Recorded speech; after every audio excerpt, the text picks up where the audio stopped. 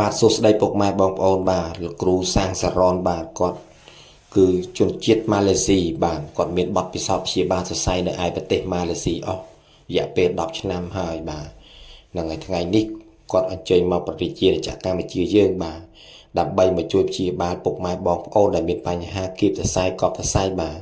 លោកគ្រូគាត់មានឯកទេសជំនាញមែនទែនក្នុងការព្យាបាលសរសៃ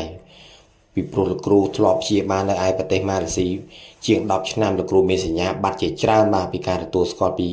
ការព្យាបាលសរសៃនៅឯប្រទេសម៉ាឡេស៊ីអញ្ចឹងបើសិនជាពុកម៉ែបងប្អូនមានបញ្ហាគៀបសរសៃកប់សរសៃអាចអញ្ជើញមកទីតាំងលោកគ្រូដើម្បីព្យាបាលបាទលោកគ្រូមានព្យាបាលដោយចលនាដោយចាប់សរសៃនិងបូករួមទាំងម៉ាស៊ីនបច្ចេកវិទ្យារបស់ប្រទេសជប៉ុនបាទម៉ាស៊ីនចាប់សរសៃសម្រួលសរសៃបាទនេះម៉ាស៊ីន Genki បាទម៉ាស៊ីននេះគឺជាម៉ាស៊ីនបច្ចេកវិទ្យាចុងក្រោយបំផុត